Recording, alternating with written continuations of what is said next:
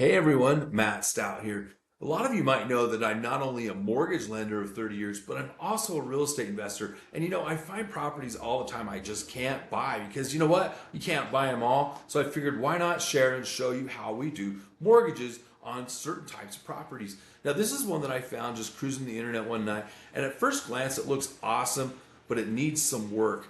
At the end of the day, I think this would be a great property if you could put the money into it. And let's just see what the numbers look like. Jumping over to AirDNA, AirDNA pegs it at 54,000.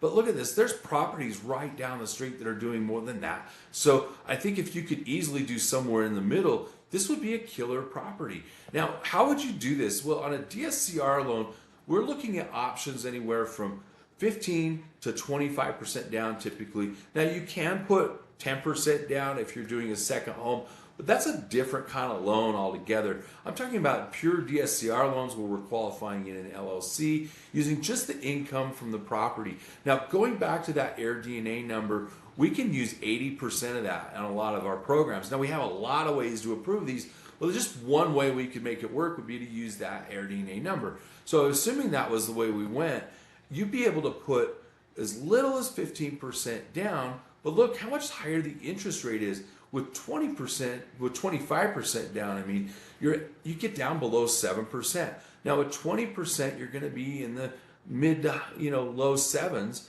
and that's $154 a month. But look, you save $14,500 in working capital. That would go a long way on this property. Now, why would you put 15% down? Well, let's just think about that for a minute. You're going to keep $28,900 in your account. So instead of having to come up with 72,000 and change, you're under that. You're under 50 grand at that point. That's going to leave you enough money to potentially do the renovations.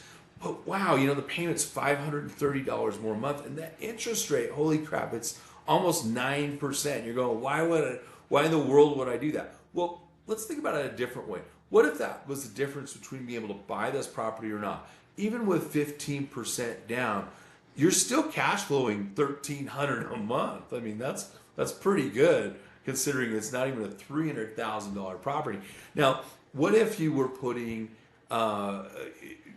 different plans? Maybe your goal is, I want to buy 2 more properties next year. Well, what do you think that extra $28,000 would do towards that goal, potentially giving you that extra revenue?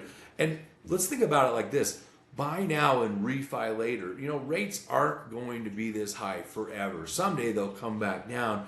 You could get that rate back under control someday and potentially bring that cash flow back right up to where it would have been. So I hope that helps. If this is information that's helpful to you, feel free to schedule a meeting with me. You can do that in my link tree below. It's under my signature. You can find a time where I'll take the time to go over all your scenarios, create custom options. I can get you a pre-approval letter with just an address, proof of down payment, and ID. How cool is that? That's how we do these loans. So if you want to see how I do more of those, there's examples. And of course, you can always check out my 5-star reviews.